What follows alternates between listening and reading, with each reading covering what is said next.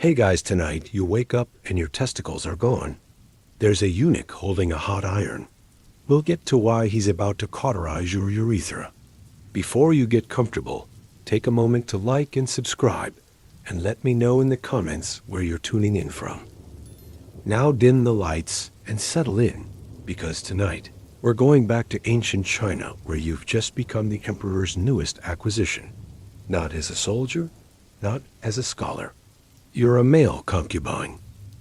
And before you think this sounds like some kind of privileged position in the imperial court, let me be clear about what just happened to your body. You're lying on a wooden table. The blood between your legs won't stop flowing.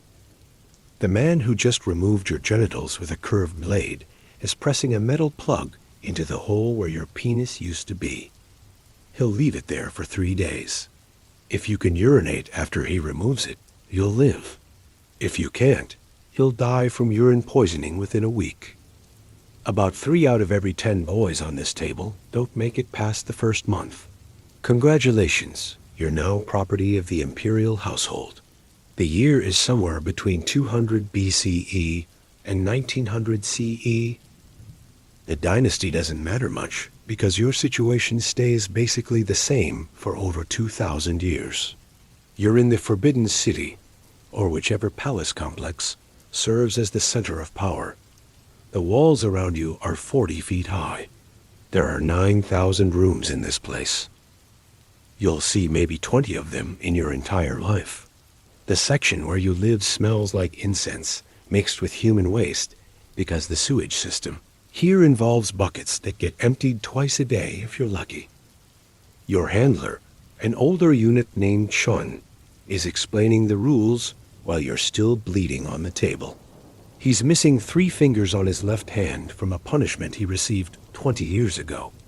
You can't look at the emperor directly. You can't speak unless spoken to. You can't leave your assigned quarters without permission. You can't eat meat on odd-numbered days. You can't wear yellow. That's the emperor's color. You can't own anything made of gold. You can't write letters. You can't have visitors. You can't refuse any request from anyone ranked above you, which is literally everyone except the newest servants and the dogs.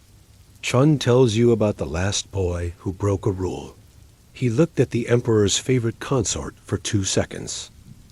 They made him kneel on broken pottery shards for 6 hours. Then they beat his feet with bamboo rods until the bones broke. He's still alive, crawling around the servants' quarters, bringing tea to people on his hands and knees because his feet never healed right. That was for looking. Just looking. Your stomach hurts. Not from hunger, though you haven't eaten in 2 days, because they don't feed you before the cutting. It hurts because the surgeon, and I use that term loosely, also removed part of your intestines to make sure you'd never feel sexual desire again. This is standard procedure. They want you docile. They want you empty. They want you to be a decorative object that moves and speaks when commanded, but has no wants of its own. The bleeding slows after the 4th day. Chun brings you a bowl of rice porridge. It's gray and tastes like water that someone boiled shoes in. This is your food for the next month while you heal. No salt, no oil, no vegetables. Just gray water with rice floating in it. Your body starts eating itself to survive. You lose 15 pounds in 3 weeks. Your ribs show through your skin.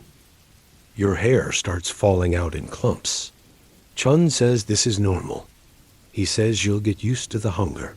Of course, Chun doesn't mention that you'll never really heal. The hole where your genitals were becomes a constant source of infection. You'll spend the rest of your life dealing with urinary tract infections that make you feel like you're pissing fire. The smell of ammonia follows you everywhere because you can't control your bladder properly anymore. You wear thick cloth padding under your robes that you have to change 6 times a day. Other servants call you the leaking one when they think you can't hear them. Let's talk about your daily routine once you're assigned to your position. You wake up at 4 a.m. Not because anyone wakes you, but because the pain in your lower abdomen is so constant that deep sleep becomes impossible. You share a room with 7 other eunuchs. The youngest is 12.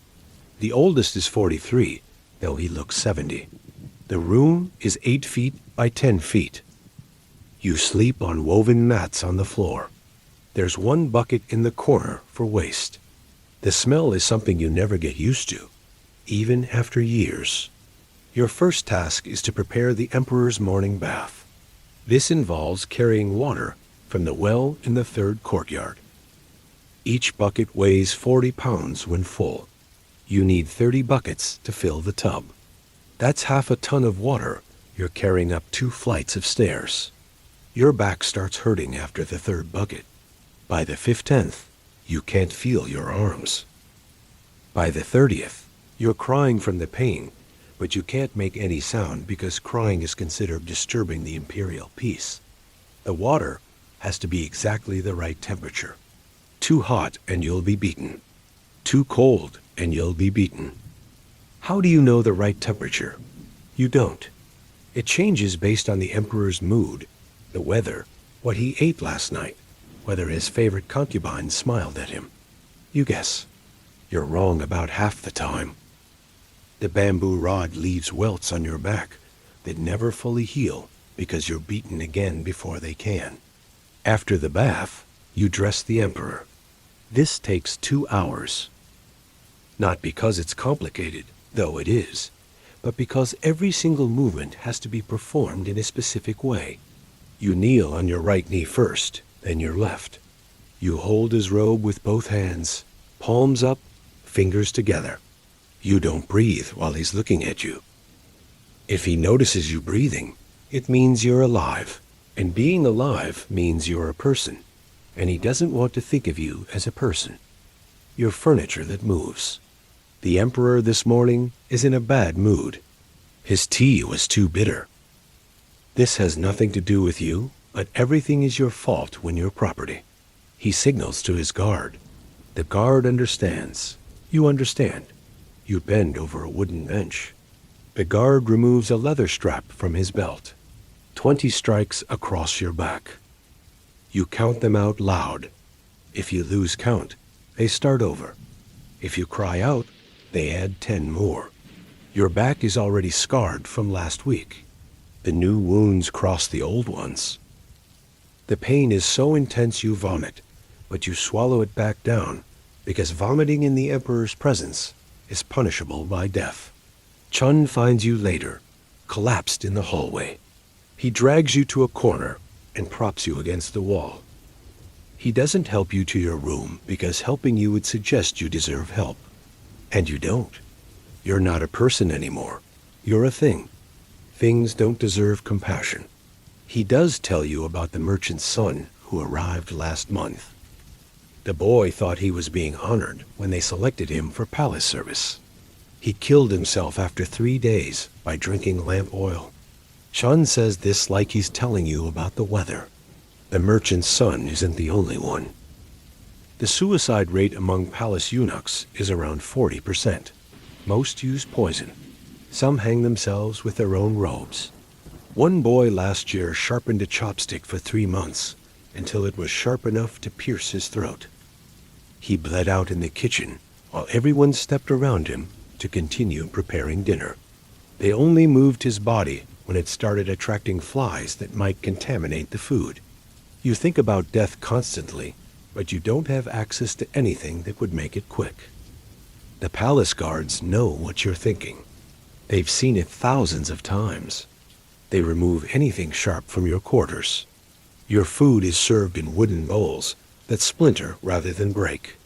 Your robes are made of material that tears before it can hold your weight.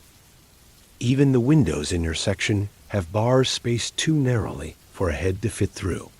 They want you alive, not because they care about you, but because training a replacement takes time and money.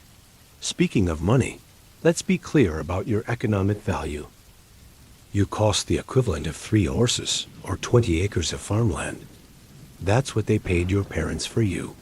Your parents, who had 7 children and couldn't feed 5 of them. Your parents, who were told you'd live in the palace and serve the emperor. They didn't know about the cutting, or maybe they did and needed the money anyway. You'll never know because you'll never see them again. Your value depreciates quickly. After the first year, you're worth half what they paid. After 5 years, you're worth nothing except the cost it would take to train your replacement.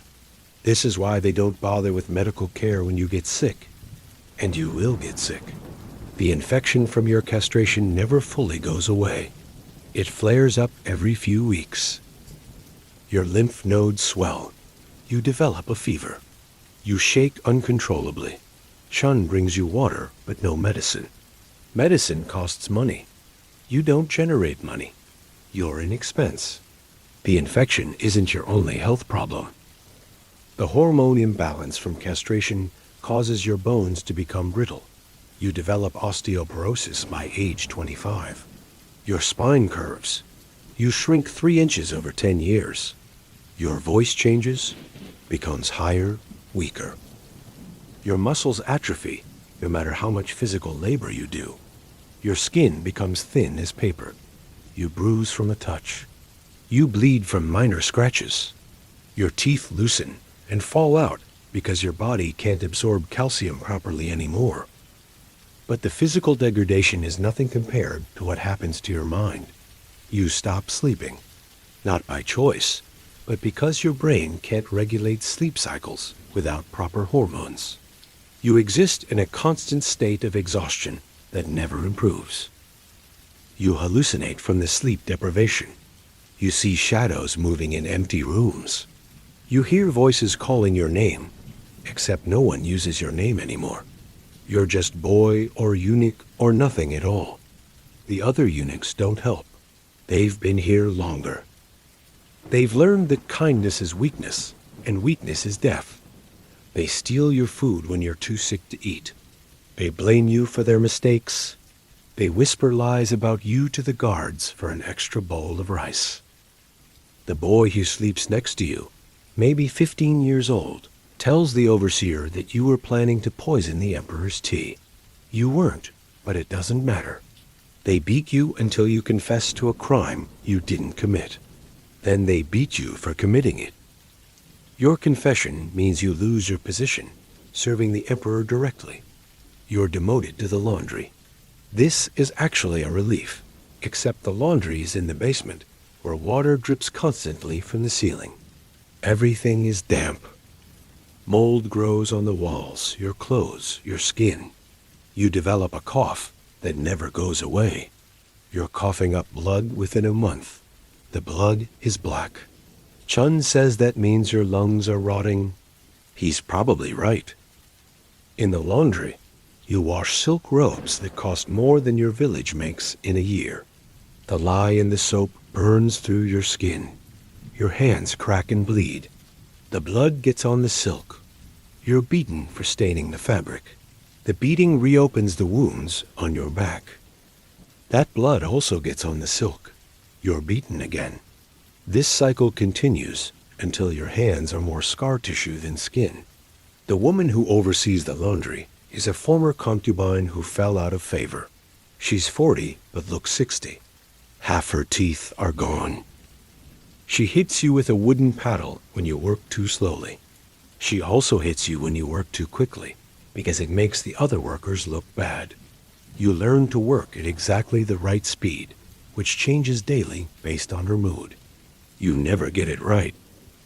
The paddle leaves bruises on your arms that turn purple, then green, then yellow, then purple again from new bruises. Meanwhile, let's talk about what's happening in the palace above you. The emperor has 17 official wives and 300 concubines. The male concubines, which includes you, exist in a special category. You're not quite servants, but definitely not equals to the female concubines. You're decorative objects that can also carry things, living furniture with specific uses. Your primary purpose is to be available. Available for what? Whatever the emperor wants. Sometimes that means standing perfectly still for 3 hours holding a tray of fruit while he paints. Your arms go numb after 20 minutes. After an hour, you can't feel anything below your shoulders. After 3 hours, when he finally dismisses you, your arms don't work for the rest of the day. But you can't show discomfort while holding the tray. Furniture doesn't feel discomfort. Sometimes the emperor wants entertainment. Not sexual. That's what the female concubines are for. He wants to see you perform. Dance, though your castrated body moves wrong. Sing, though your voice cracks from the hormone imbalance. Play instruments, though you were never taught. You embarrass yourself daily for his amusement. He laughs at your failures. That's the point. You're there to make him feel superior. The female concubines hate you. You're competition for the emperor's attention, even though you can't provide what they can. They spread rumors about you. Say you have diseases. Say you smell bad, which is true. The infection makes you smell like rotting meat sometimes. Say you're plotting against the emperor. One concubine plants stolen jewelry in your quarters. You're flogged 30 times before they realize you couldn't have stolen it, because you weren't even in that part of the palace. No one apologizes. The concubine faces no consequences. The palace has a strict hierarchy, and you're at the bottom of it. Above you are the regular servants who still have their genitals.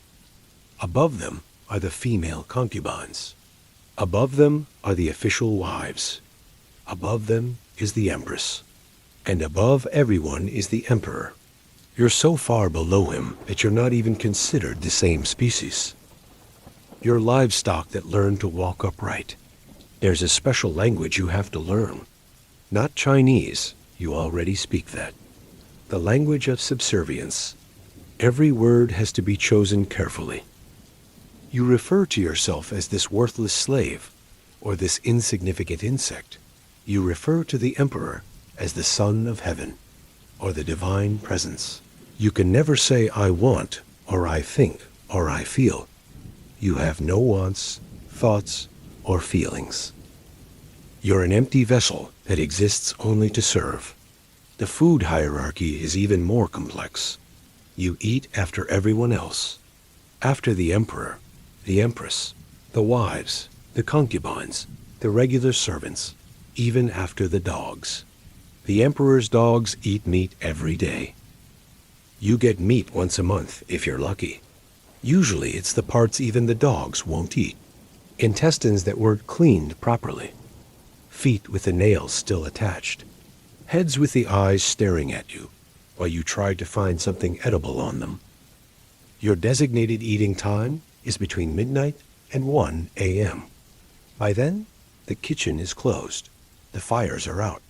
The food is cold and congealed. You eat in the dark because candles cost money and you're not worth the expense. You can't see what you're eating. Sometimes that's better. Sometimes you bite into something and feel legs, cockroaches, maggots, things that crawled into the food while it sat waiting for you. You eat them anyway. Protein is protein. Water is rationed. You get 1 bucket per day for 8 eunuchs. That's for drinking, washing, and cleaning your waste bucket. You do the math. It's not enough. You're constantly thirsty. Your lips crack and bleed. Your tongue swells. Sometimes you drink your own urine just for moisture. It makes the infection worse, but thirst is more immediate than infection. Winter in the palace is brutal. The emperor's quarters have coal braziers burning constantly. The concubines have smaller braziers. The servants have shared heating. You have nothing. The walls of your quarters are stone. They hold cold like a prison. You sleep in piles for warmth. The smallest eunuch goes in the middle. This week, it's a boy named Wei. He's 11. He cries every night for his mother. By morning, his tears have frozen to his face. You wear the same clothes for months. Washing them means using your water ration. It means being naked while they dry. It means freezing. so you don't wash them. They become stiff with sweat and other bodily fluids. They smell. You smell. Everyone in your quarters smells. The smell becomes part of you. You stop noticing it until you're near the normal servants and see them recoil. Spring brings different problems. Insects. They love the dampness of your quarters. Centipedes that bite. Spiders that leave welts. Mosquitoes that carry disease. You wake up covered in bites. Some get infected. You scratch them with dirty fingernails. They get more infected. Your skin becomes a map of scabs and scars. The palace doctor won't treat you. Doctors are for people. You're not people.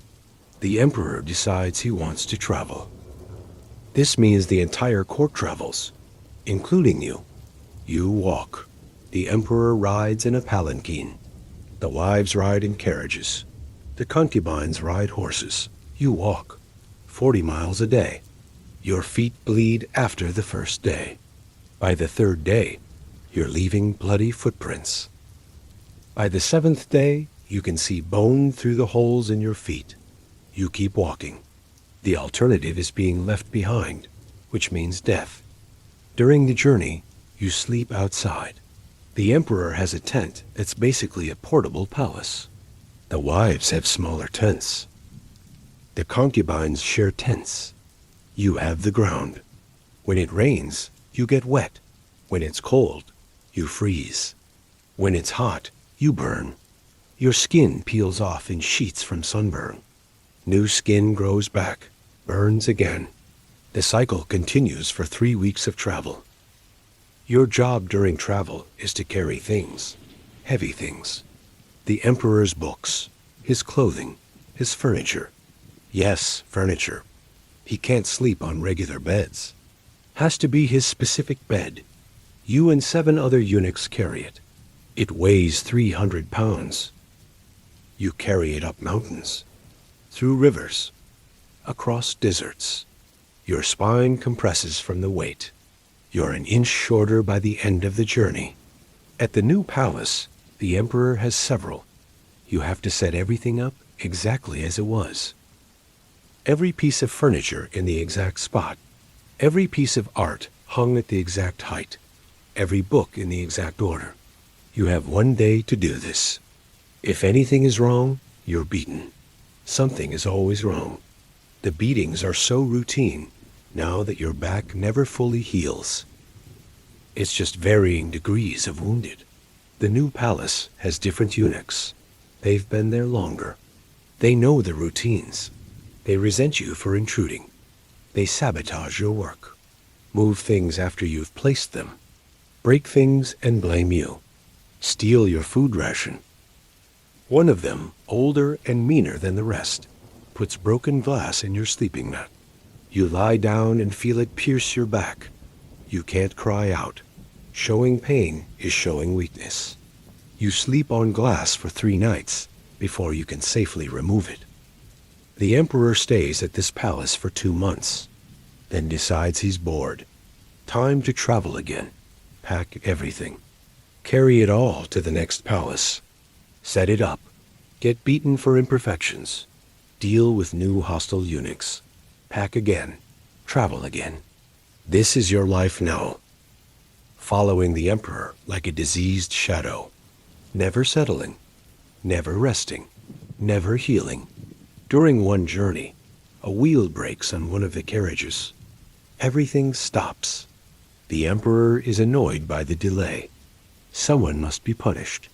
They choose you. Not because you had anything to do with the wheel. Just because you're there and you're expendable. They tie you to the broken wheel and drag you behind a horse for a mile. The skin on your back is gone. The gravel embedded in your flesh has to be picked out piece by piece. You do it yourself that night. By candlelight, you're not supposed to have. The palace doctor finally agrees to see you. Not from compassion. The emperor is worried you'll die, and he'll have to pay to train a replacement. The doctor looks at your back, says it's infected. Obviously infected. He gives you a powder to put on it. The powder is salt mixed with sulfur. It burns worse than the original injury. You later learn this is intentional. The doctor believes pain purifies the body. Your body must be very pure. You develop a fever from the infection. It lasts 2 weeks. During those 2 weeks, you still work, still carry water, still serve, still stand for hours. The fever makes you see things. The emperor's face melts. The walls breathe. Your dead grandmother serves you tea. You know these aren't real, but you respond to them anyway. The other eunuchs think you're going insane. Maybe you are. Sanity is a luxury you can't afford anymore. The fever breaks, but leaves you weaker. You can barely lift the water buckets now. Takes you twice as long to complete your tasks. The overseer notices. Decides you need motivation. His motivation involves a leather strap soaked in salt water. The salt gets into your wounds. You pass out from the pain. Wake up. Get beaten for passing out. Pass out again. This cycle continues until he gets bored. Let's talk about the economics of being a palace eunuch in detail. You don't get paid.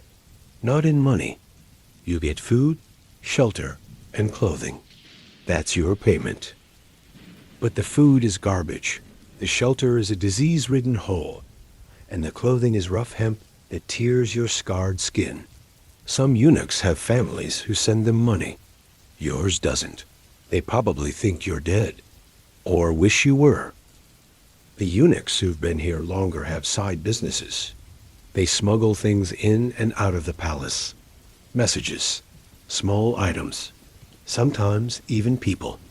You're offered a chance to join them. Carry a letter from a concubine to her lover outside. The payment would be enough to buy real food for a month. You refuse, not from loyalty to the emperor. From fear.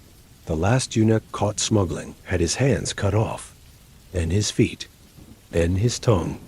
He's still alive, begging with his stumps in the outer courtyard. The palace has a library, thousands of scrolls and books. You can't read, weren't taught, but sometimes you're assigned to dust the shelves. You look at the characters and wonder what secrets they hold. An older eunuch named Liu can read. He sometimes tells you what the books say. Stories of heroes and gods, of wars and peace, of worlds beyond the palace walls. You realize you'll never see any of it. Liu teaches you a few characters. Your name, the word for water, the word for pain. You practice writing them in the dust when no one's watching. If they caught you learning to read, you'd be punished. Education is for people. You're not people, but you keep practicing. It's the only thing that's yours, the only choice you make for yourself. The emperor's mother visits, the Empress Dowager. She's the real power behind the throne. The emperor might be the son of heaven, but he's also her son, and she never lets him forget it. Her arrival means everything must be perfect, beyond perfect. The eunuchs work 20-hour days preparing, cleaning things that are already clean, arranging things that are already arranged. You polish the same vase 17 times because each time the overseer finds an invisible flaw. The Empress Dowager has her own eunuchs. They're older, crueler, more broken than you. They've been serving her for decades. One of them has no ears, cut off for listening to a conversation he shouldn't have heard. Another has brands on his face, Chinese characters that spell out property. They look at you as something that might be pity or might be contempt. Hard to tell when someone has been dead inside for 30 years. During her visit, the rules change. You can't walk in certain hallways, can't breathe too loudly, can't exist too visibly. You hide in storage rooms when she passes. Hold your breath behind doors. Once, you're trapped in a closet for 6 hours because she decided to have tea in the room outside. Your bladder releases after hour 4. You stand in your own urine, afraid to move, afraid to breathe, afraid to exist.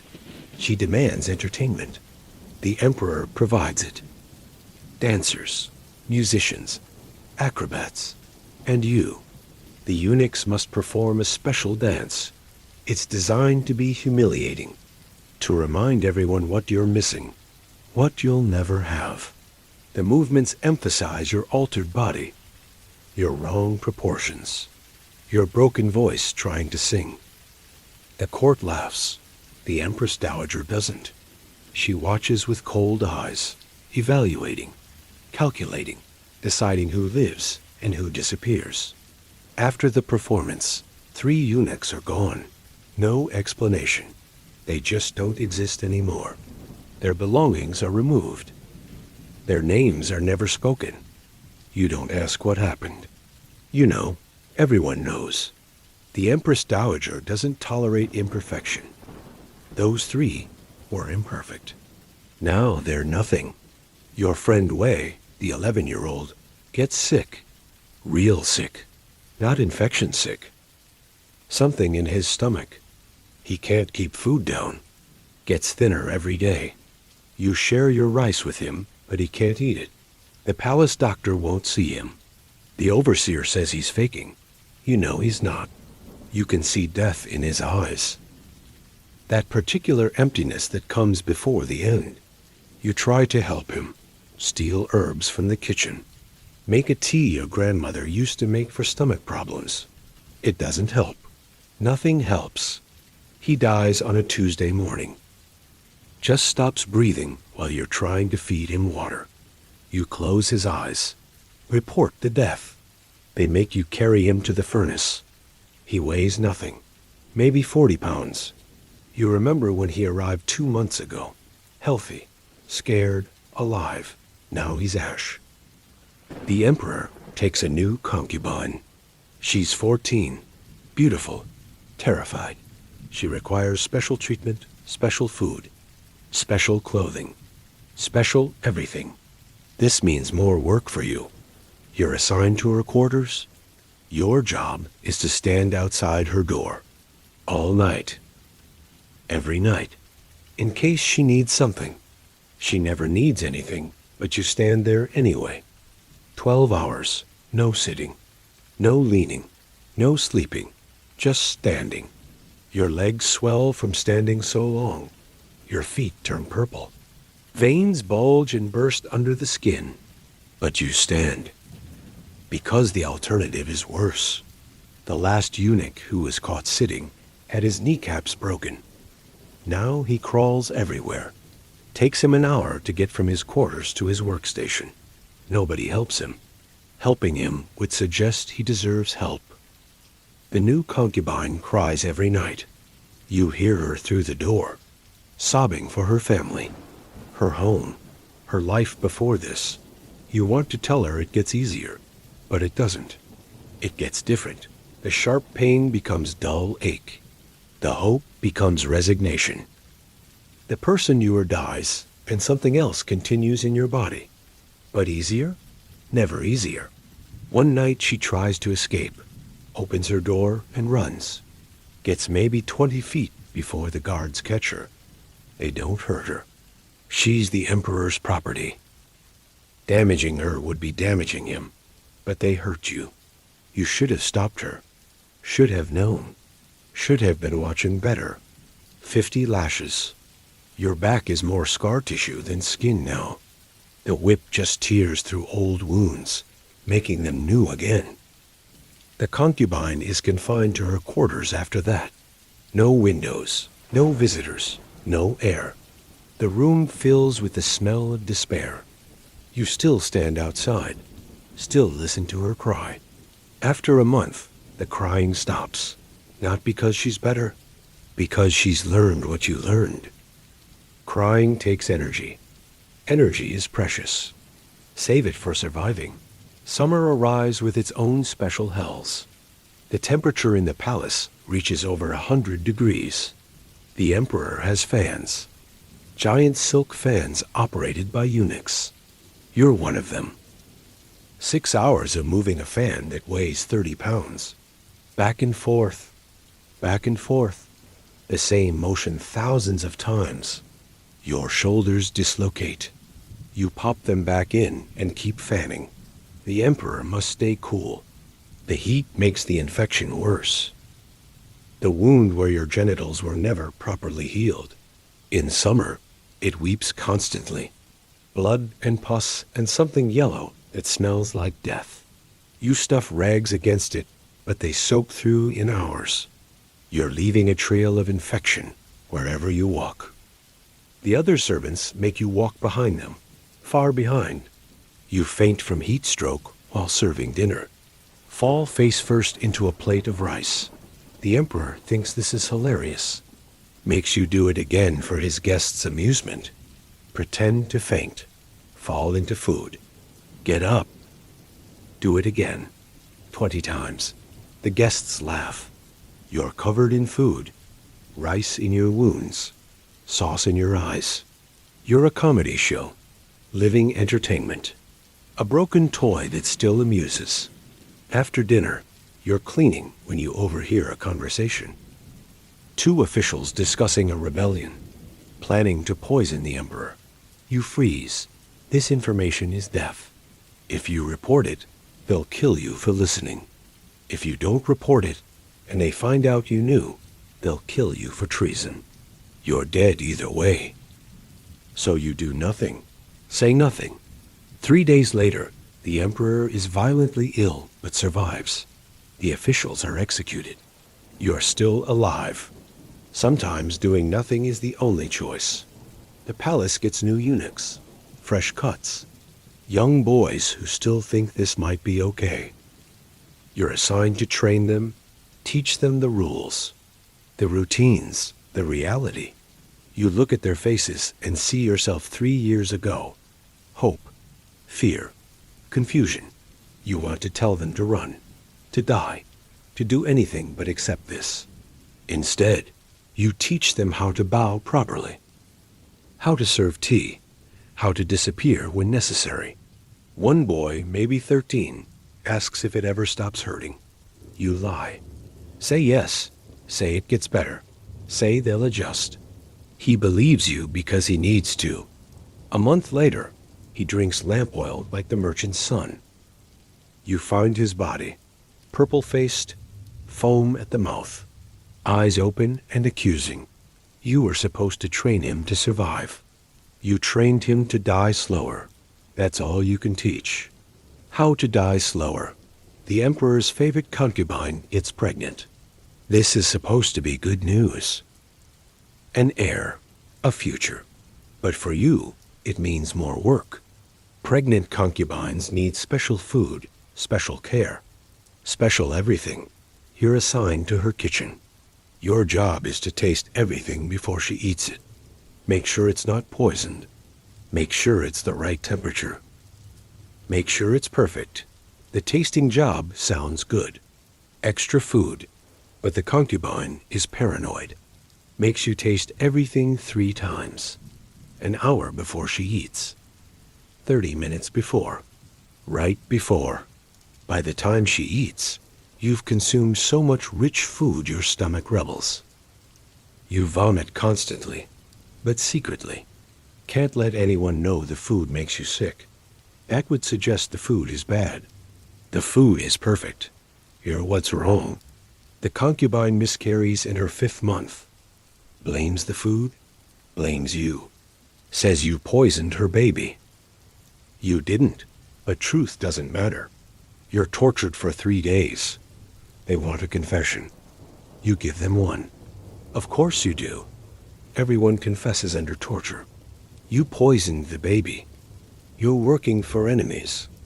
You're a spy. You're whatever they want you to be. Anything to make the pain stop. But they don't execute you. Death would be merciful. Instead, they tattoo your crime on your forehead. Baby killer in black ink that burns going in. Now everyone knows what you supposedly did. The other eunuchs won't talk to you. The servants spit when you pass. Even the dogs growl. You're poison now. Untouchable. More alone than ever. You're moved to the worst job in the palace. a night soil collector. You empty the waste buckets from every room. Carry them to the cesspit. Hundreds of buckets. Every night, the smell gets into your skin, your hair, your lungs. You breathe shit, dream shit, become shit, the lowest of the low. The eunuch who killed a baby now swimming in human waste. The cesspit is in the furthest corner of the palace. Takes an hour to walk there with full buckets. The path is dark, no torches. Torches are for people. You navigate by memory and smell. Sometimes you slip, fall into the buckets you're carrying, get covered in waste. Can't wash it off because your water ration isn't enough. You go to bed covered in other people's shit. Wake up covered in it. Live covered in it. Other eunuchs throw things at you when you pass. Rocks, rotten food, their own waste. Your target practice. Entertainment. The thing they can hurt, because at least they're not you. At least they're not the baby killer carrying shit. They're just regular eunuchs. Regular broken boys. Not the worst one. Not you. Winter comes again. Your fourth winter. Or fifth. Time blurs when every day is the same hell. The cesspit freezes. You have to break the ice to dunk the buckets. The metal handle freezes to your hands. Tears the skin off when you let go. Your hands are always bleeding now. Always infected? The infection spreads up your arms. Black lines under the skin. Blood poisoning. Chun says you'll be dead by spring. But spring comes and you're still alive. Still carrying buckets. Still covered in waste. Still breathing somehow. The infection reaches your shoulders. Your neck. Should kill you. Doesn't. Your body has forgotten how to die properly. It just continues. Rotting but functioning. Dying but not dead. A new emperor takes the throne. The old one died. Assassinated probably, though they say it was illness. The new emperor is young, cruel, likes to play games. His favorite game involves making eunuchs fight each other. Winner gets extra food. Loser gets beaten. You're matched against a boy half your age. He's stronger, healthier, should destroy you. But you've learned to survive. You fight dirty. Go for his eyes, his throat, his wounded places. You win. He loses an eye. You get extra rice. It tastes like victory, like shame, like nothing. The new emperor has different rules, different demands, different cruelties. He likes to watch eunuchs eat things, not food. Other things, dirt, insects. Each other's vomit, you eat what you're told. Swallow what you're given.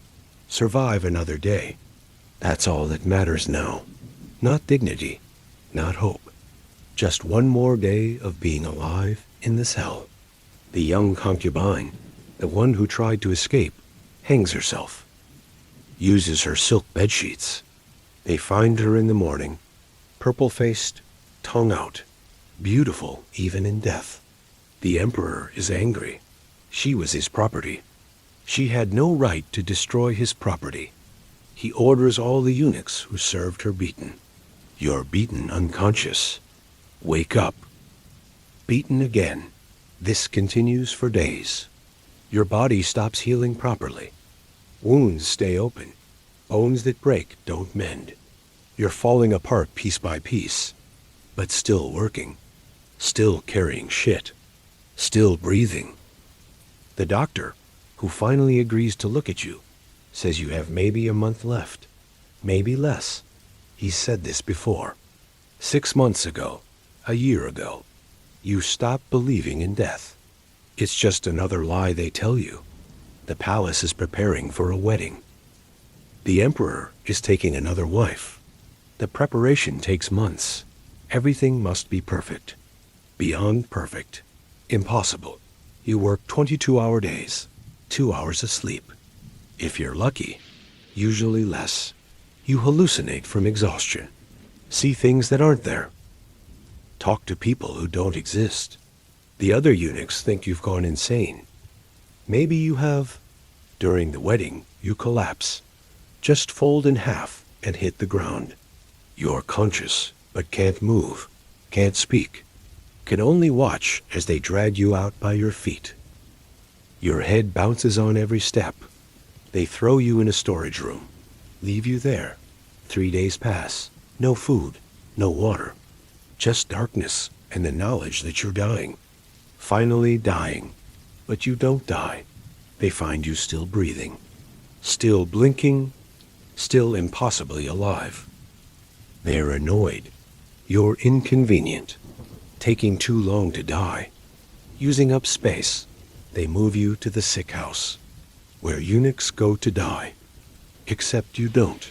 You just continue, day after day, week after week, dying but not dead. The sick house is worse than anywhere else in the palace.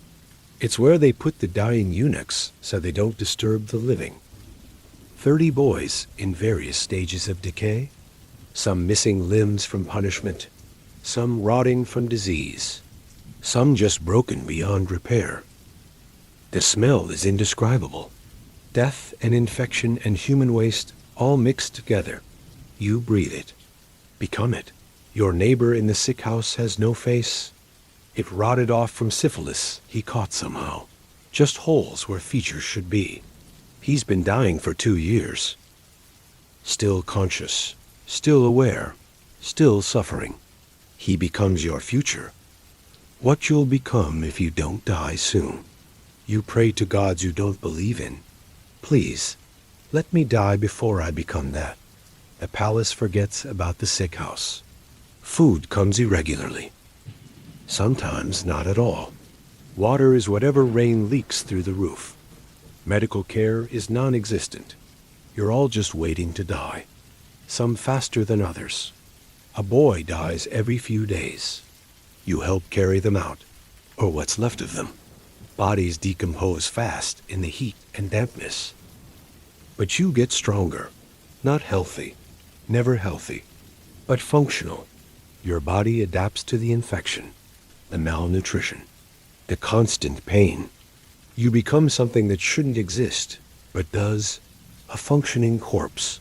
You start working again, not because anyone makes you, because lying still is worse than moving. You go back to carrying night soil. Nobody stops you. Nobody cares.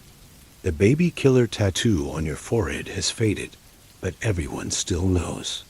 You're the worst eunuch, the one who should be dead. But you continue. Bucket after bucket, night after night, existing in the space between life and death.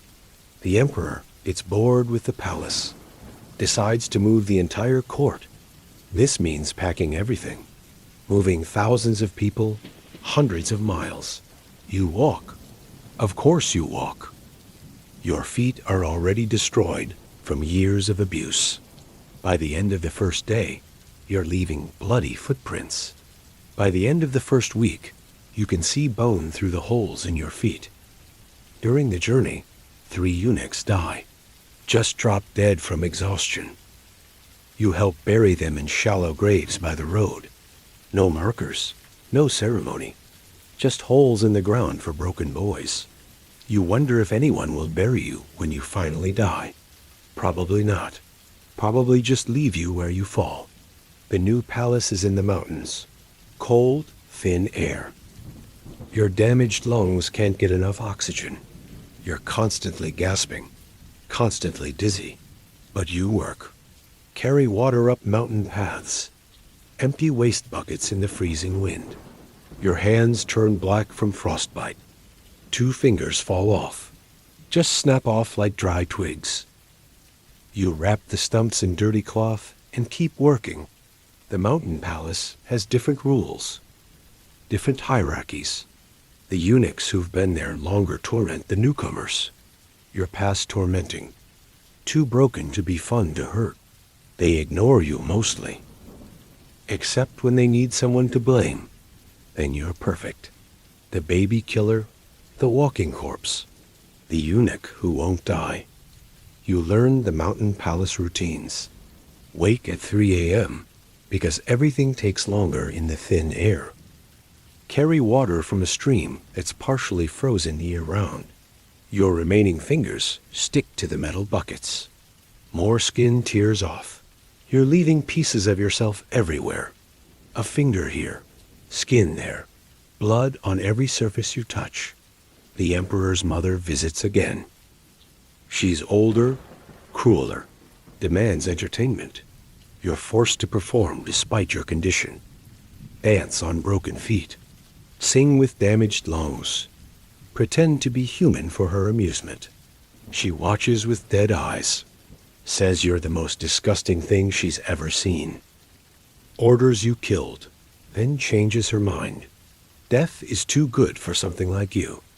Instead, she orders you branded. More marks on your skin. Hot iron pressed into what's left of your flesh. The smell of burning meat fills the room. Your meat. You pass out from the pain. Wake up. Get branded again. This continues until she's satisfied. Until you're more brand than skin. A walking advertisement for imperial justice. The brands get infected. Of course they do. Everything gets infected in your body. Pus leaks constantly. The other eunuchs make you sleep outside because of the smell. You curl up in doorways, under stairs, anywhere that offers slight protection from the mountain wind. Sometimes you wake up covered in snow. Sometimes you don't wake up for days, and they think you're dead. But you always wake up eventually. Always continue. A plague hits the palace. Real plague. Black boils. Fever. Death within days for healthy people. It should kill you immediately. Your immune system is destroyed. But somehow you don't catch it. You tend the sick because no one else will. Empty their waste. Bring them water. Watch them die. 60 eunuchs dead in 2 weeks. You're still alive, still working, still impossible. The emperor blames the eunuchs for the plague. Says you brought it. Orders decimation. 1 in 10 must die. They line you up. Count. Every 10th eunuch is strangling. You're number 7. You live. The boy next to you, number 10, is 15. He begs, cries, pisses himself. They strangle him anyway. His body twitches for 5 minutes after. You're ordered to carry him to the mass grave. He's still warm. After the decimation, there aren't enough eunuchs to do the work. You're doing 3 jobs now. Carrying water, emptying waste, serving food. You haven't slept in 4 days. Start seeing things that aren't there. Your dead mother. Wei, the boy who died of stomach sickness. They talk to you. Tell you to let go. To stop. To die. You want to listen, but your body won't stop moving. You collapse in the kitchen. Face first into a pot of boiling soup. Should kill you? The burns are severe. Your face is destroyed, but you live. Always live. They wrap your head in dirty bandages. Send you back to work. The bandages stick to the burns. When they're changed weeks later, your skin comes off with them. Underneath is raw meat. That becomes your face. Raw meat with eyes. The emperor takes a new concubine. She's 12. Doesn't even have breasts yet. She cries constantly. You're assigned to stand outside her door. Listen to her sob. Listen to the emperor do things that make her scream. You want to help. Want to kill him. Want to die. Can do none of these things. Just stand. Listen. Continue. She kills herself within a month. Drinks poison she stole from the doctor's supplies. Dies screaming. Frothing. Bleeding from every hole. You're blamed. Should have been watching better. Should have known. The punishment is creative. They sew your eyes partially shut, so you can see but not clearly, can watch but not properly. Everything is blurry shadows now. Which is better? You don't want to see clearly anymore. Your teeth are falling out. Scurvy from malnutrition. Your gums are black, bleeding constantly. You swallow blood all day. It's the most nutrition you get. When you lose a tooth, you suck on it like candy before swallowing it. Calcium, protein, something. The war comes to the palace. Rebels, or another dynasty, doesn't matter. There's fighting, fire, screaming. The palace burns. Everyone flees, except you. You're too broken to run, too damaged to care. You sit in the burning palace and wait to die. Finally die. The fire gets closer. Smoke fills your lungs. This is it. Finally. But soldiers find you, drag you out, think you're important because you're still in the palace, take you prisoner, try to interrogate you. You can't speak properly anymore. Your tongue is swollen. Your throat is scarred. You make sounds but not words. They torture you for information you don't have, can't give. Would give if you could, but you can't. They realize you're just a eunuch, worthless. But they keep you alive. Entertainment for the troops. Make you dance on broken feet. Fight other prisoners. Eat things that aren't food. You do it all. Survive it all. Outlast them all. The other prisoners die.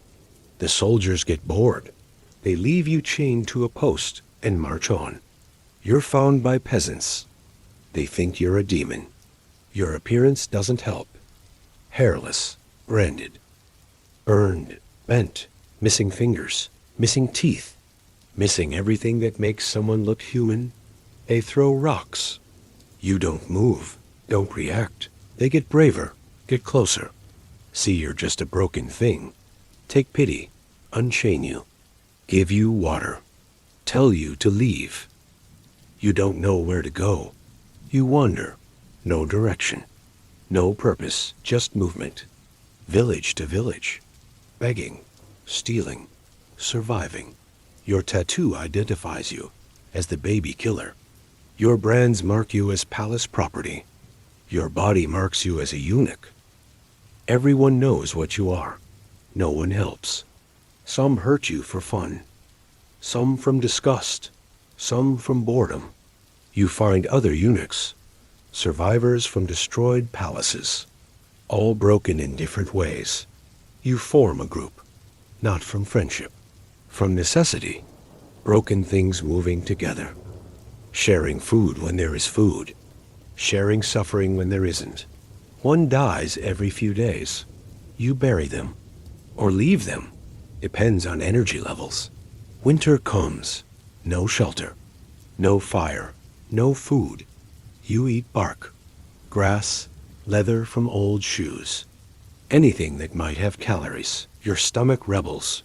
Constant diarrhea, which means dehydration, which means drinking from puddles, which means more disease. The cycle continues. You're caught stealing rice. The punishment is severe. They cut off your right hand with an axe. One chop.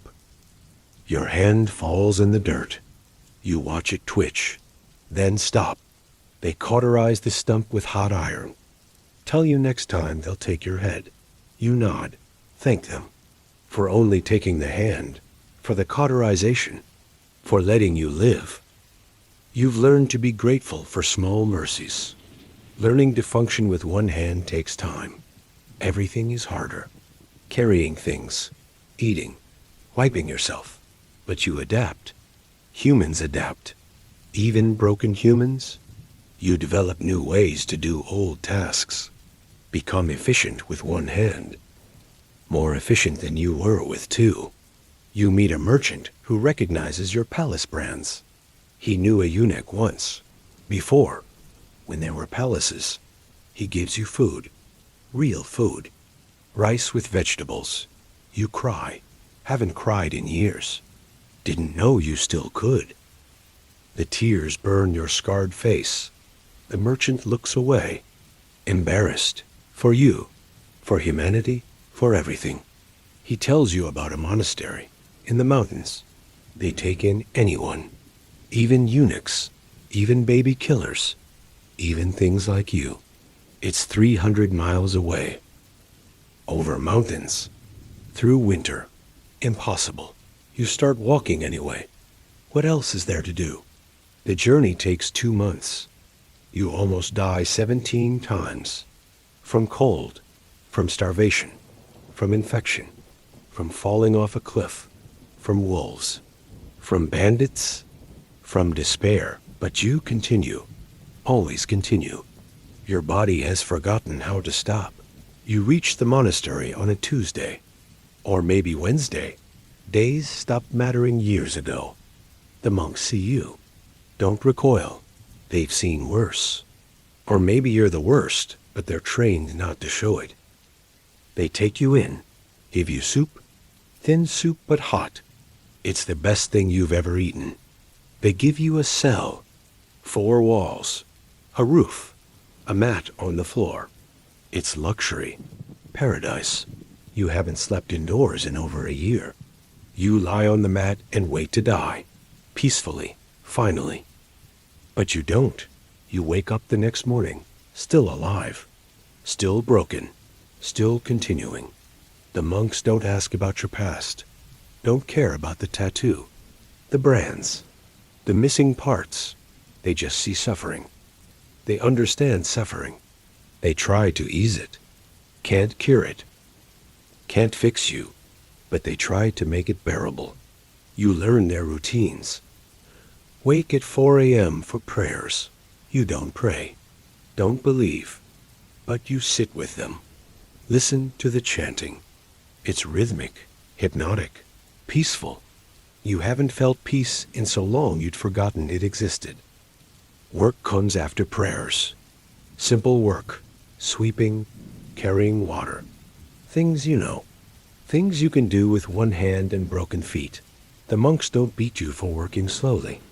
Don't punish mistakes. Just nod, continue.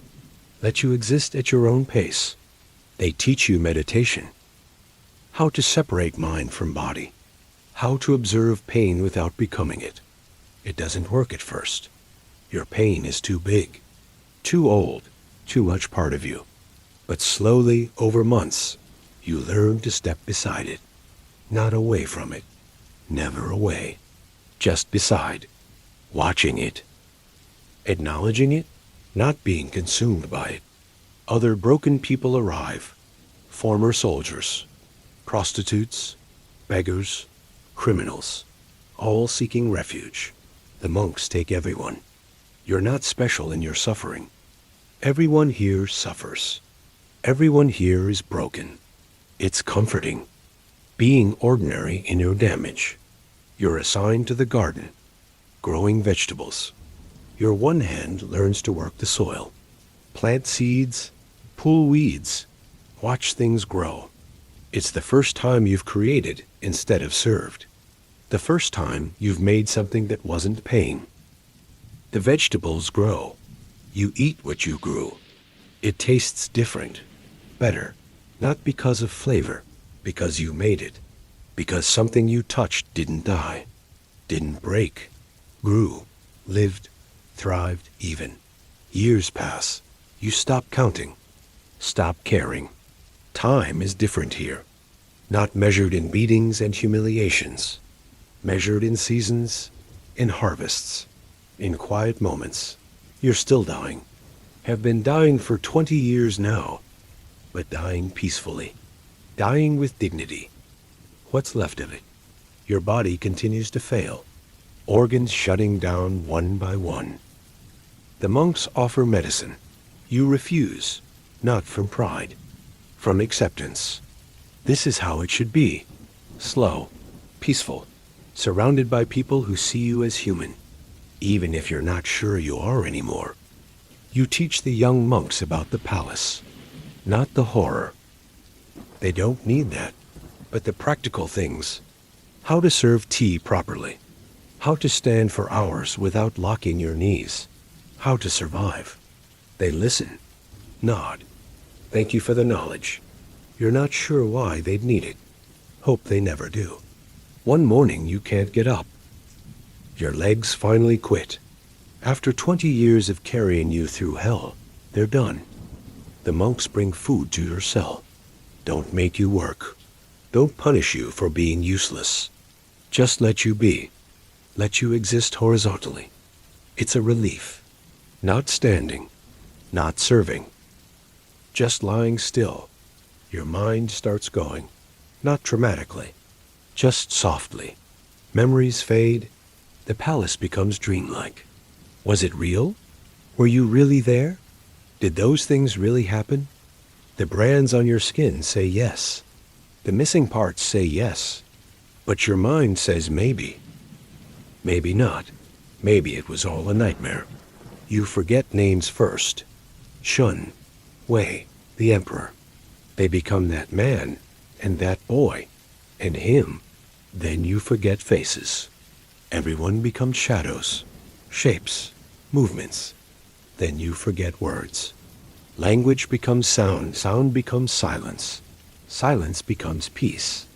The monks continue caring for you. Change your bedding. Bring water. Sit with you sometimes. Not talking. Just being present. Human. Treating you like you matter. Like you're worth the effort. It's confusing.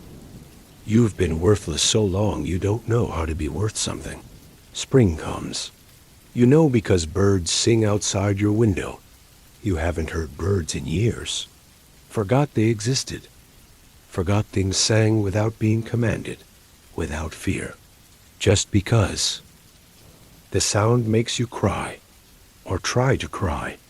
Your tear ducts gave up years ago, but the feeling is there, the wanting to cry. But wait, before you sleep, let's go back. Back to the palace. Back to the details you need to understand. The everyday horrors that weren't dramatic. Just constant. Just there. Like breathing, but worse. Let's talk about the music. The palace had musicians. Eunuchs trained from childhood to play instruments. Their fingers broken and reset to reach impossible stretches on the guqin.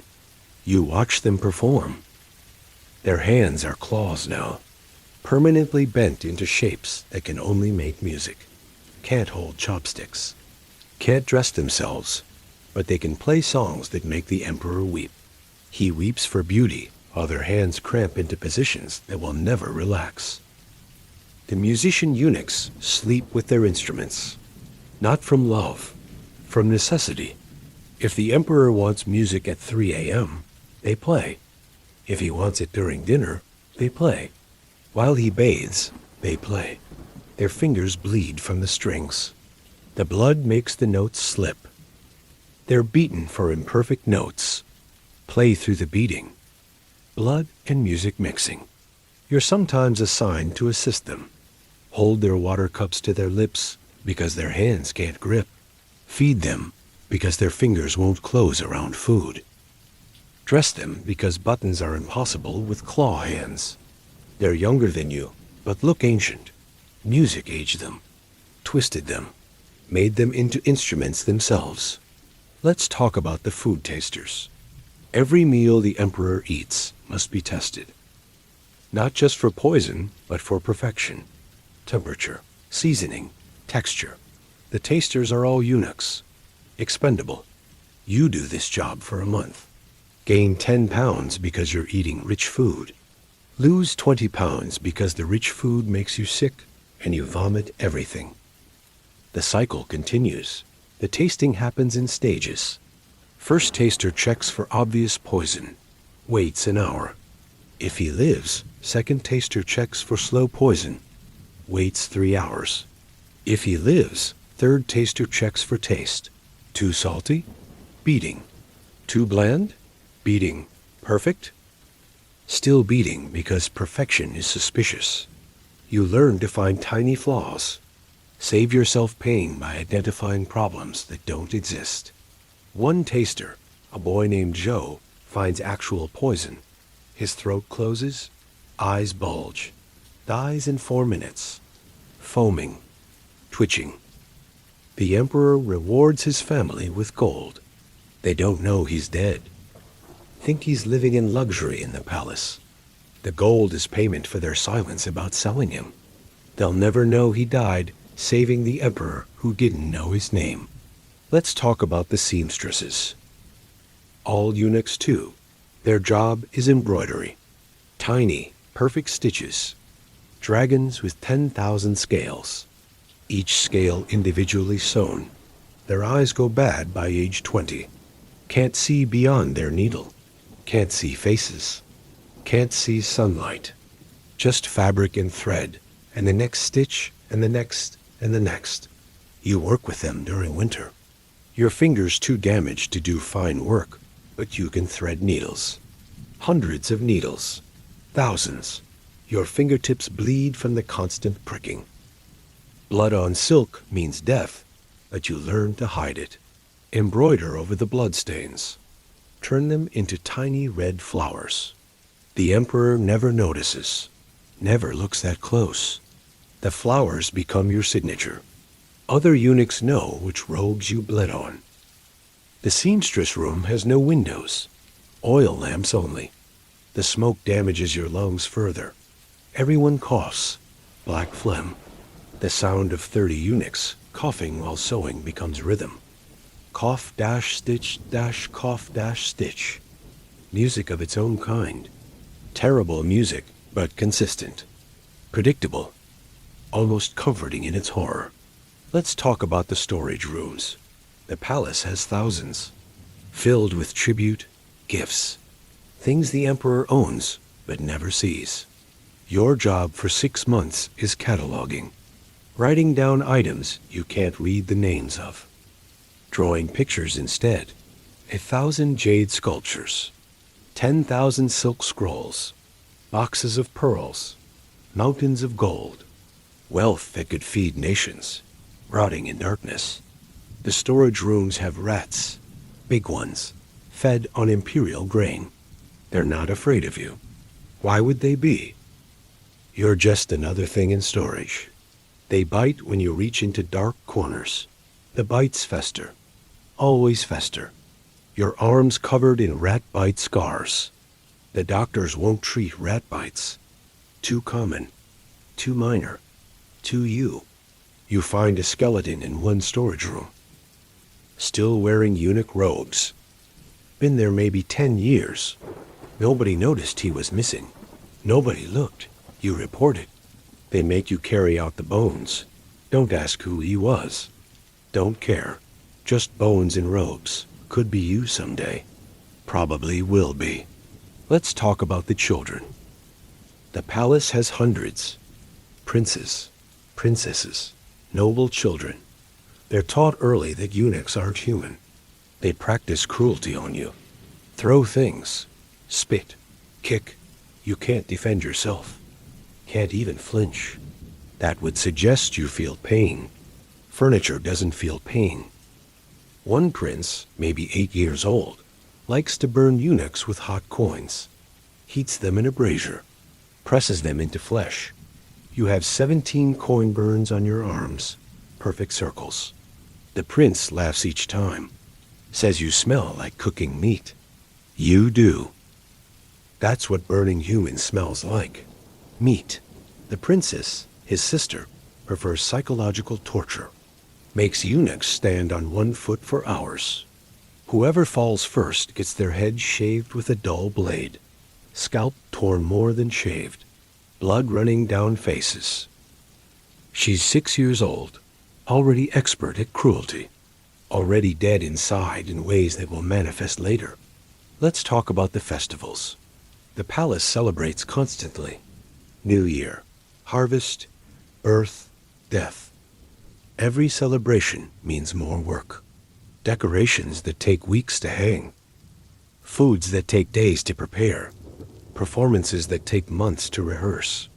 You work 20-hour days during festivals. Sleep standing up. Eat while walking. Exist in constant motion. During New Year, the palace uses fireworks. Hundreds of them. Eunuchs light them. Sometimes they explode wrong. Sideways instead of up. You see a eunuch lose his face to a wayward rocket. Just gone. Melted.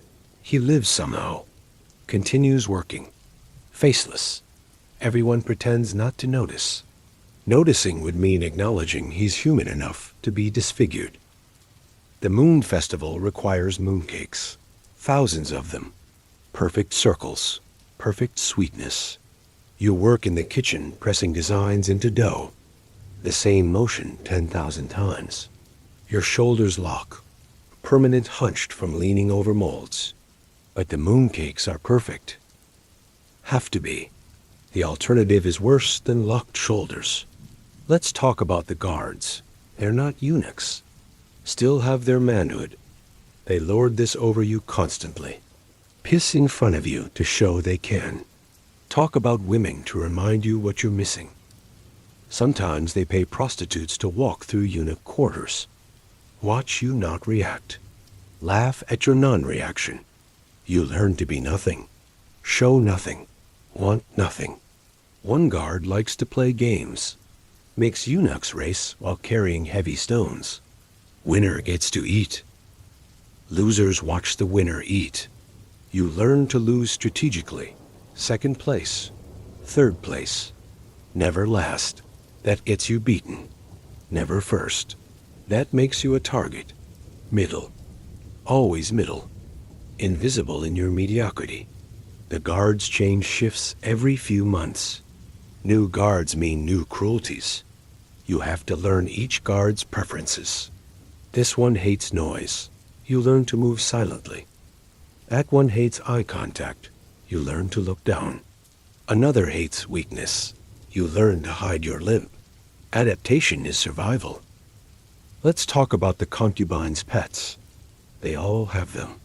Dogs, cats, birds, monkeys. The pets eat better than you, sleep better than you, are loved more than you.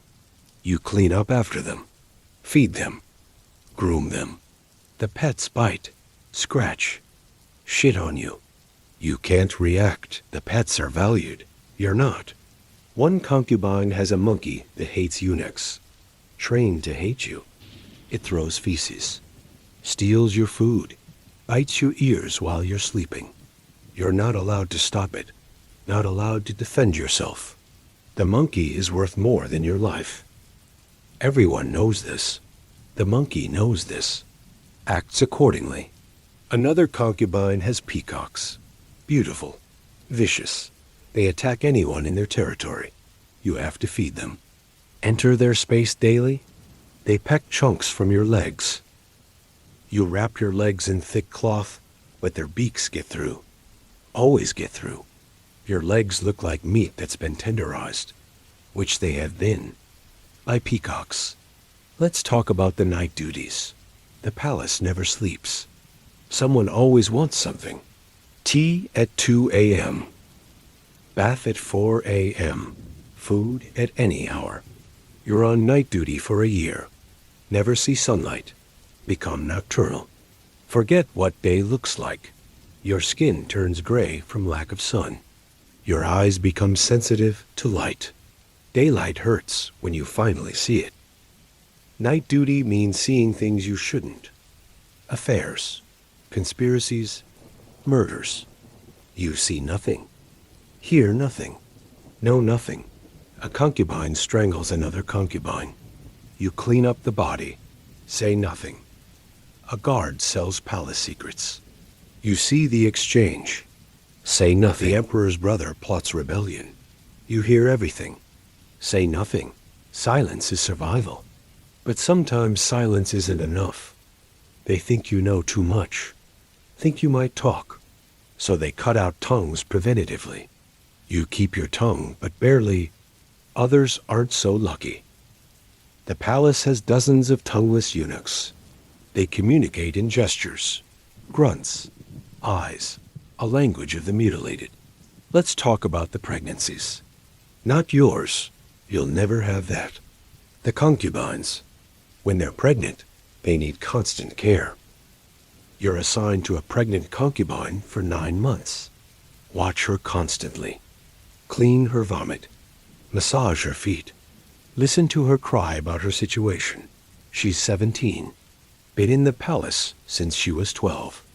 Pregnant with a child she doesn't want from a man she hates.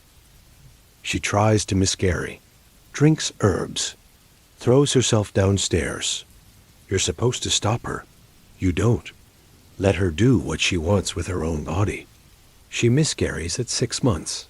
The baby is formed, human, dead. You wrap it in silk. Carry it to the furnace. Say a prayer you don't believe. For the baby, for the mother, for yourself, for everyone trapped in this place. The concubine is punished for the miscarriage, beaten until her womb is too damaged to carry children. Useless now. Sent to the cold palace. The section for discarded women. You're sent with her. Your punishment for not preventing the miscarriage.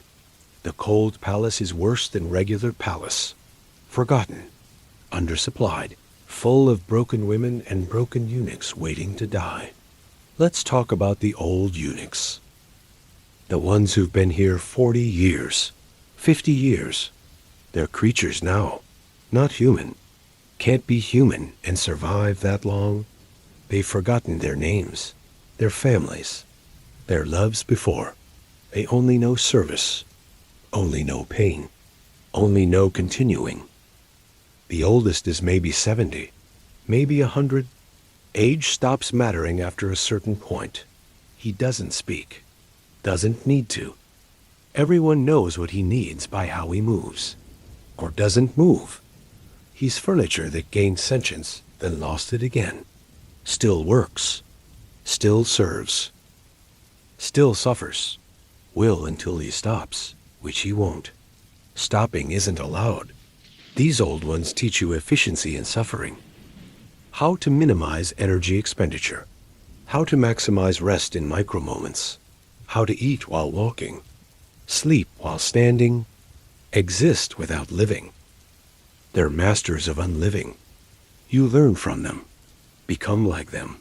Bit by bit. Day by day. Death by death. Let's talk about the final thing. Hope. You don't have it. Not hope for escape. Not hope for improvement. Not hope for death even. Just no hope. Hope requires future. You have no future. Just present. Eternal present. This moment of suffering extending forever. That's all. But then the monastery. Then the garden. Then vegetables growing. Then dying with dignity. Small victory, but victory. The eunuch got that at least. That final grace. That last kindness. After everything, he died as close to human as he could get.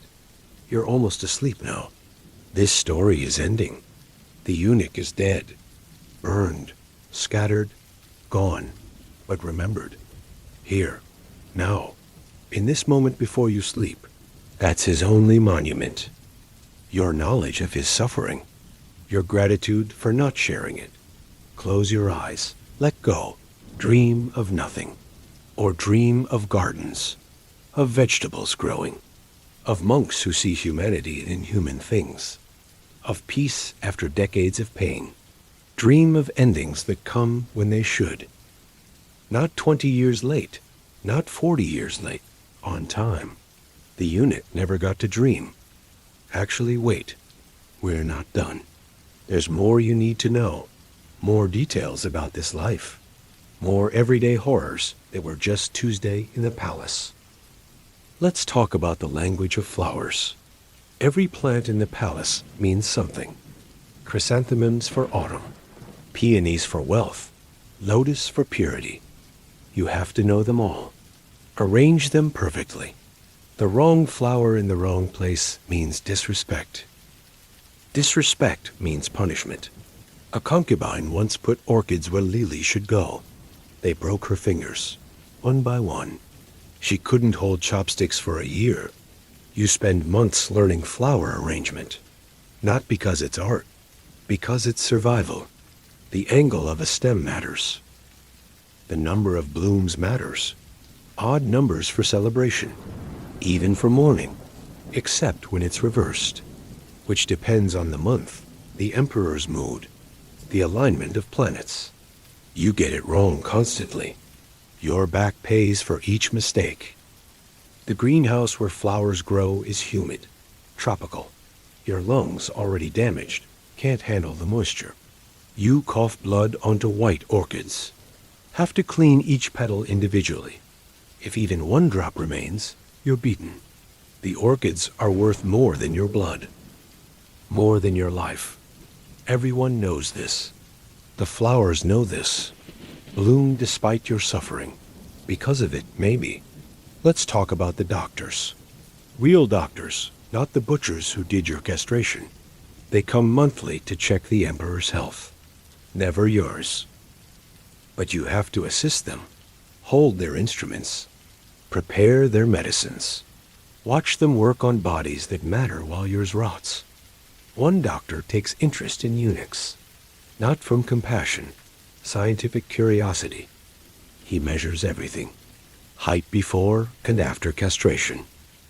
Voice changes, bone density, muscle mass. Your data points in his research. He publishes papers about you. Never uses names. Just subject 47 or eunuch B. Your subject, 23. You know because he branded the number on your shoulder. Small, hidden. But he discovers that eunuchs live shorter lives. Average age of death, 28. You're already 24. 4 years left statistically. But statistics are for normal eunuchs. You're not normal. You're worse. Should be dead already. Continue anyway. Skewing his data. He's annoyed. You're messing up his research by not dying on schedule. Let's talk about the rain. The palace roofs leak. Not the emperor's section. Never there. But yours? Water everywhere. You sleep in puddles. Wake up soaked. Your bedding never dries. Mold grows on everything. And everything. In you probably. Your cough gets worse when it rains. Blood goes from spots to streams. But you work through it. Always work. During the rainy season, flooding is common. The lower levels where eunuchs live fill with water. Knee deep. Waist deep sometimes. You wade through sewage-mixed water to complete your duties. Leeches attach to your legs. You pull them off during breaks. More attach. Endless cycle. Some eunuchs leave them. Too tired to care. Walking with dozens of leeches like living jewelry. The flooding brings disease. Cholera. Dysentery. Things that kill in days. Should kill you. But your body is so used to disease, it barely notices new ones. You have cholera for a month. Shit water constantly. Lose 30 pounds you don't have to lose.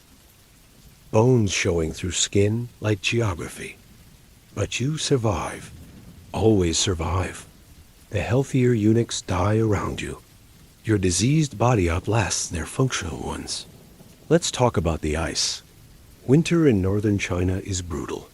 The palace lakes freeze solid. Your job is cutting ice for the emperor's drinks. Summer drinks. The ice must be perfect, clear, no bubbles, no cracks. You stand on frozen lakes at 3 a.m. with saws, cutting blocks. Your hands freeze to the metal. Skin tears off when you let go. You wrap them in rags. Keep cutting. One eunuch falls through. The ice breaks. He goes under. You try to help. Can't. Water is too cold.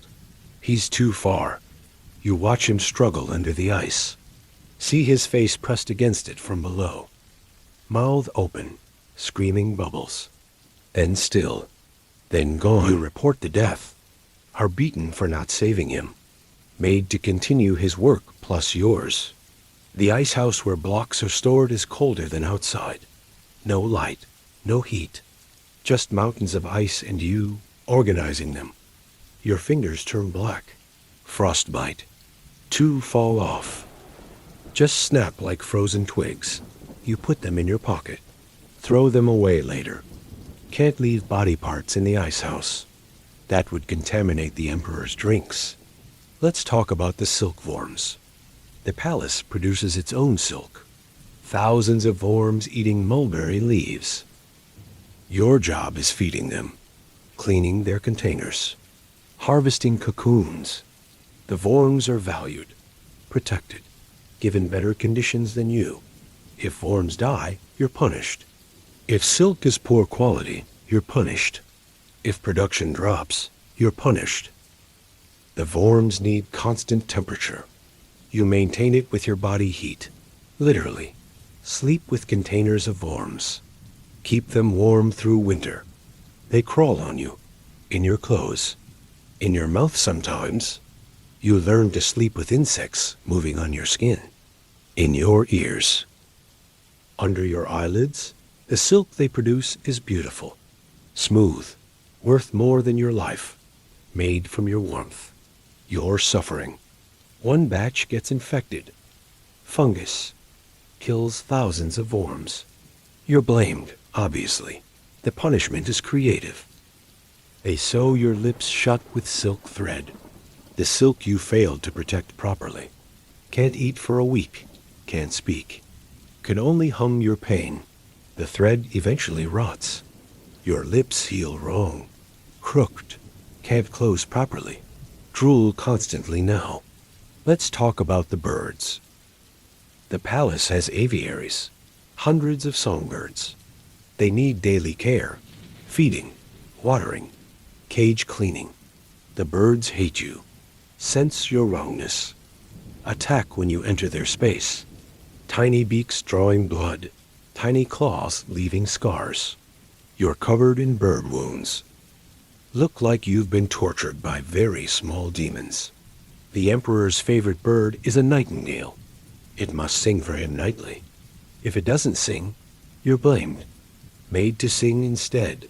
Your broken voice trying to sound like a bird. The emperor laughs, makes you do it again. Again, until your throat bleeds, until you're coughing blood that looks black in the lamplight. The nightingale watches, judges, refuses to sing out of spite, maybe. One day the nightingale dies. Old age. You find it on the cage floor, small, still. You know what happens to eunuchs who let the emperor's favorites die, so you don't report it. Find another nightingale, similar looking. Sneak it in. The emperor never notices. Or maybe he does and doesn't care. The new bird sings. That's all that matters. Let's talk about the scrolls. The palace library has millions. Your job is protecting them from insects, from moisture, from time. You can't read them, but you guard them. Apply preservatives that burn your hands. Check for bookworms. Kill moths. The knowledge of dynasties protected by someone who can't access it. The preservative is made from mercury and arsenic. Poison, basically. You apply it daily. Breathe it. Absorb it through your skin. Your hands shake constantly now. Mercury poisoning. Your teeth turn gray. Fall out easier. Your brain feels fuzzy. Thoughts slip away. But the scrolls are preserved. That's what matters. Sometimes scholars come. Study the scrolls. You serve them tea. Listen to them read. Learn through listening. History, philosophy, poetry. Fragments of education you were never supposed to have. You memorize what you can. Repeat it at night. Trying to stay human through stolen knowledge. Let's talk about the actors. The palace has its own opera troupe. All eunuchs. Castrated young to keep their voices high.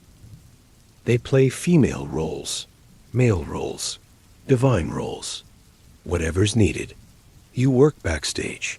Manage costumes. Apply makeup. Watch them transform into everything you'll never be. The makeup is lead-based. White lead for pale skin. Red lead for lips. The actors' faces rot from years of lead exposure. Skin peeling. Sores that won't heal. But they still perform. Still transform. Beauty painted over decay. The emperor doesn't see the decay. Only sees the performance. The beauty. The lie. One actor, famous for playing princesses, Can't remove his makeup anymore. It's burned into his skin. Permanent. He looks like a ghost. White face, red lips. Even when sleeping, even when crying, the role became him. Or he became the role. Hard to tell.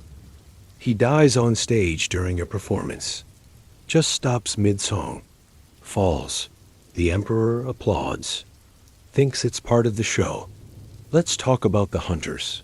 The emperor hunts. Needs beaters to drive animals toward him. You're a beater. Run through forests screaming. Banging drums. Driving deer toward death. Your feet are already destroyed. Running makes them worse. Leave bloody footprints through the forest. The animals smell your blood. Run from it. Toward the emperor. Toward arrows. During one hunt, a tiger appears. Not planned. Wrong place. It attacks a beater. Tears him apart while everyone watches. The emperor is excited. Real danger. Orders you to drive the tiger toward him. You and 12 other eunuchs surround a tiger. With sticks. With drums. With your bodies that mean nothing. The tiger kills 3 eunuchs before the emperor shoots it. Tears their throats out. Their blood soaks the ground. You slip in it, fall, crawl through it. The emperor gets his tiger. Has it stuffed? Mounted. The 3 dead eunuchs are burned. No ceremony. No markers. Just gone. The tiger is remembered. They're not. Let's talk about the boats. The palace has lakes. Artificial ones. Need boats for the emperor's pleasure cruises. You're assigned to boat maintenance. Scraping barnacles. Painting. Repairing. The paint has lead. More lead. Your body is probably 30% lead by now. Heavy metal poisoning on top of everything else. The emperor wants boat races. Eunuchs rowing. Racing. Losers are thrown overboard. Can't swim? Too bad. You learn to swim. Sort of. Enough to not drown immediately. The races happen monthly. You lose feeling in your arms from rowing. Blisters that never heal. Hands that look like raw meat. But you row. Race. Sometimes win. Winning means eating that day. During one race, a boat capsizes. 6 eunuchs in the water. 2 can't swim. They grab the others, pulling them down. Everyone drowning together. You're in another boat. Watch it happen. Can't help. Against the rules. They all drown. The emperor is amused. Orders the bodies left in the lake. Food for his ornamental fish. Let's talk about the kitchens. Massive. Dozens of rooms. Hundreds of stoves. Thousands of dishes daily. You work the night shift, preparing breakfast that must be ready exactly when the emperor wakes. If he wakes early, you're beaten. If he wakes late and food is cold, you're beaten. You learn to cook for all possibilities. The kitchen heat is unbearable. Summer temperatures reach 120 degrees near the stoves. You faint regularly. Get up. Keep cooking. Faint again. Your body can't regulate temperature anymore. Castration broke that system. You're either freezing or burning. No middle ground. No comfort zone. Just extremes. A grease fire starts one night. Spreads fast. 2 eunuchs burn to death. Screaming. You throw water. Makes it worse. Oil fire. You didn't know? How would you know? Nobody taught you. The fire is eventually controlled. The kitchen is rebuilt. The 2 dead eunuchs are replaced. Their names never mentioned again. The new ones make the same mistakes. Cycle continues. Let's talk about the pearls. The emperor loves pearls. Has divers, eunuch divers. Lungs already damaged from castration and infection. Now diving. Holding breath with scarred lungs. Searching for perfection in muddy water. You dive 30 times a day. Find maybe 1 pearl. Usually none. The water is freezing, murky, full of things that bite. Your damaged body can't handle the pressure. Ears bleed. Nose bleeds. Sometimes eyes. But you dive again, again, looking for round perfection while being completely imperfect yourself. The irony is lost on everyone. One diver doesn't surface. Lungs finally gave out, or got tangled in weeds, or just decided to stop. His body is found 3 days later, bloated, unrecognizable, holding a perfect pearl in his dead hand. The pearl goes to the emperor. The body goes to the furnace. The pearl is named Morning Star. The diver had no name worth remembering. Let's talk about the mirrors. The palace has thousands. All need cleaning, daily. Your reflection stares back from every surface, scarred, branded, broken, multiplied infinitely. You clean yourself away. Wipe your image. Make the mirrors perfect for people worth reflecting. The cleaning solution burns, acid-based, eats through dirt, through skin. Your hands are skeletal now, tendons visible, bones showing through. But the mirrors shine, perfect, clear, reflecting everyone but you. You learn to clean without looking, without seeing yourself multiplied, without remembering you exist. One mirror breaks. 7 years bad luck, they say. You've had 20 years of bad luck. What's 7 more? But the punishment is immediate. Real. They make you eat the glass. Small pieces, enough to cut your mouth, your throat, your stomach. You shit blood for weeks. Survive somehow. Keep cleaning mirrors. Keep erasing yourself. Let's talk about the clocks. The emperor collects them. Mechanical wonders from Europe. They need constant winding, maintenance, care. You learn their languages. German, French, English. Not the spoken language, the mechanical one. The language of gears and springs and time measured precisely. The clocks must stay synchronized, all showing the same time, the emperor's time. If one is fast or slow, you're punished. Time is power, control. The emperor controls time itself, or thinks he does. You wind clocks, oil gears, count seconds. Your life measured in other people's moments. One clock is worth more than your entire village. Made of gold, diamonds, plays music on the hour. You drop it. It shatters, unfixable. Priceless becomes worthless in 1 second. The punishment should be death. Is worse. They cut off your ears. Can't hear the clocks anymore. Can't synchronize them. Become useless. Demoted to latrine duty. Still alive. Still suffering. Just differently. Let's talk about the dogs. The emperor's hunting dogs. Massive. Trained to kill. You feed them. Clean the kennels. Exercise them. They're fed meat daily. Real meat. You watch them eat better than you've ever eaten. Their shelter is better than yours. Their medical care definitely better.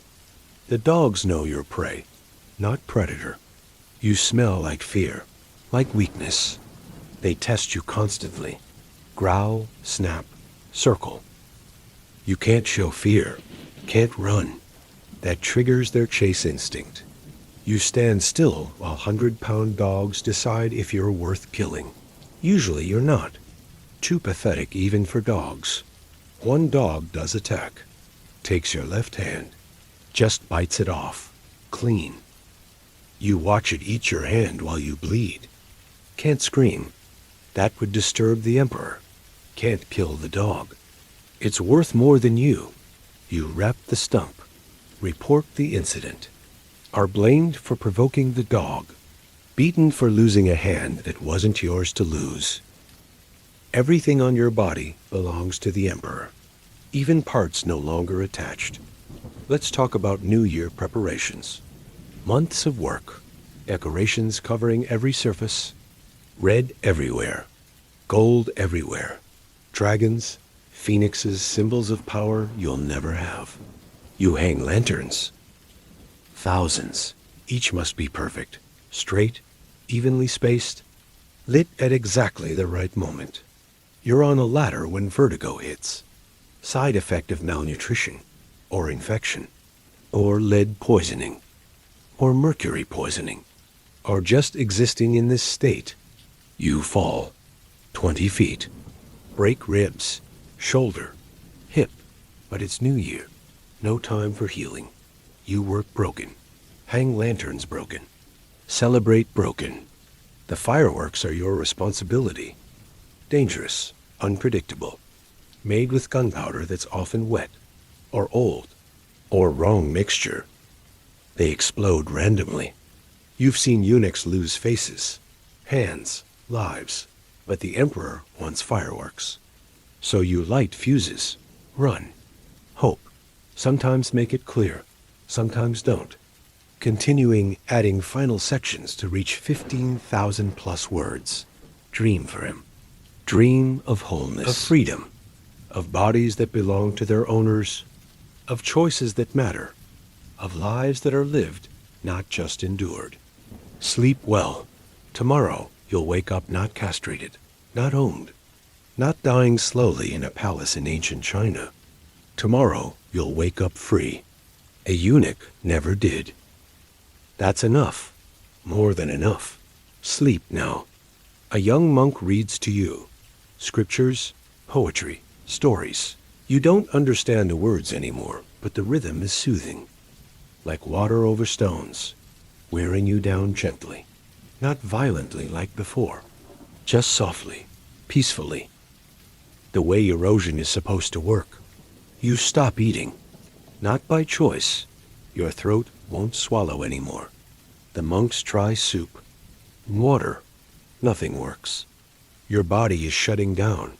Finally, after 23 years of dying, you're actually approaching death. It's anticlimactic. Quiet. Ordinary. They ask if you want anything. Last rites. Final words. Messages sent. You can't speak, but you shake your head. There's nothing. No one. No words. Just this. This ending. This quiet conclusion to a loud life. Your breathing becomes irregular, sometimes stopping for minutes, then gasping back. Your body fighting itself. The part that wants to die wrestling with the part that forgot how. The monks sit with you. Take turns. Someone is always there. You're not dying alone. That's something. More than something. Everything. You think about your mother. Wonder if she knew what she was selling you into. Wonder if she cared. Wonder if she remembered you. Probably not. You were one of 7 children. The middle one. The expendable one. The one worth 3 horses. You forgive her. Or don't. Hard to tell. Feelings are complicated when you're dying. The abbot comes. Old man. Older than you, though you look ancient and he looks merely elderly. He's seen hundreds die. Thousands maybe. He knows the signs. Knows you're close. He performs last rites, even though you're not Buddhist. Not anything. Just in case. Just because. Just to do something gentle at the end. Your vision goes. Not dramatically. Just dims. Like a candle burning out. The world becomes shapes. Then shadows. Then darkness. But warm darkness. Not the cold darkness of the palace. Not the empty darkness of suffering. Warm. Soft. Welcoming darkness. You hear them talking. The monks saying you're strong. Saying you survived impossible things. Saying you're at peace now. You want to correct them. You're not strong. You're just too broken to break further. You're not at peace. You're just too tired to be troubled. But you can't speak. Can't correct. Can only listen as they make you better than you were. Your heart slows. 4 beats per minute. Then 3. Then 2. Your blood moves like syrup. Your brain gets just enough oxygen to know it's ending, to be aware of not being aware soon. It's not frightening. It's just fact. Like the sun setting. Inevitable. Natural. Finally natural. You think about the other eunuchs. The ones who died quickly. The ones who killed themselves. The ones still dying in whatever palaces still exist. You're not special. Not unique. Just one of thousands. Tens of thousands. Hundreds of thousands over the centuries. Boys broken for empire. Bodies destroyed for convenience. Lives ended for entertainment. But you survived longer than most. Longer than anyone should. Through castration. Through slavery. Through torture. Through war. Through homelessness. Through everything. You survived to die in a bed. In peace. With dignity. That's something. A small victory, but victory nonetheless. Your last thought is about the garden. The vegetables you grew. Still growing. Will grow after you're gone. Something you made that will continue. Something you touched that didn't die. Green things in soil. Life from your broken hands. That's legacy enough. Your heart stops. No drama. No final surge. Just cessation. The monks notice immediately. Close your eyes. Cover your body. Begin the funeral preparations. You're burned the next day. Your ashes scattered in the garden. Where you grew things. Where things still grow. Where life continues despite everything. They don't record your name. You forgot it yourself years ago. You're just the eunuch who died in spring. One line in the monastery's records. But you existed. You survived. You died on your own terms, more or less. That's more than most eunuchs got. More than you expected. More than enough. So as you drift off to sleep tonight, in your bed with your body intact, and your freedom to leave whenever you want, and your ability to make choices about your own life, remember the boys who couldn't. Remember the thousands who were cut and broken and used and discarded. Remember that suffering doesn't make you stronger. It just makes you suffer. Sometimes for 23 years. Sometimes in a palace. Sometimes in a body that isn't allowed to be yours. But also remember the monastery. The garden. The vegetables that grew. The monks who saw humanity in something barely human. The possibility of peace, even after decades of pain. The fact that even the most broken things can find a place to rest, to stop, to finally stop. You're getting sleepy now. Your bed is warm. Your body is whole. Tomorrow you'll wake up and make choices. Eat what you want. Go where you want. Be who you want. These are miracles. Small ones, daily ones.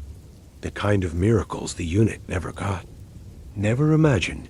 Never knew to want. Let your eyes close. Let your breathing slow. Let sleep come naturally.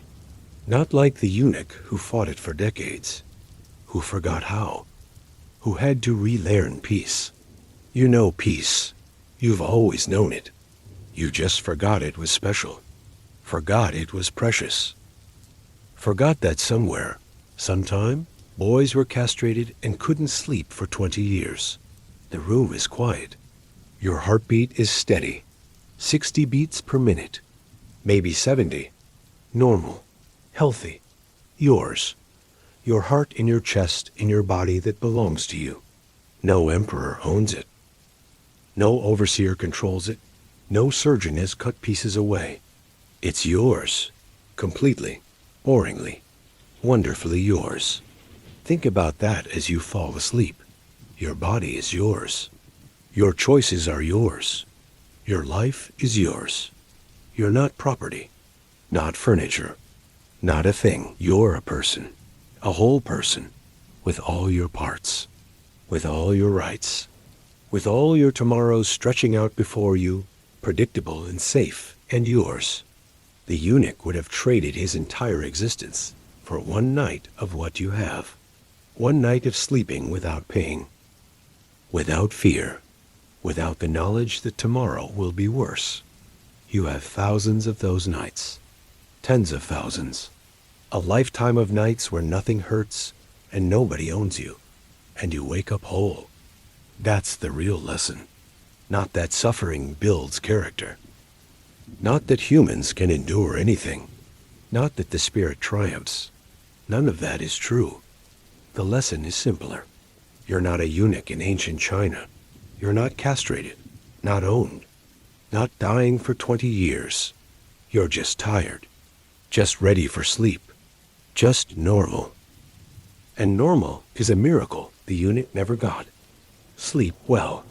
Dream of nothing. Wake up whole. That's enough.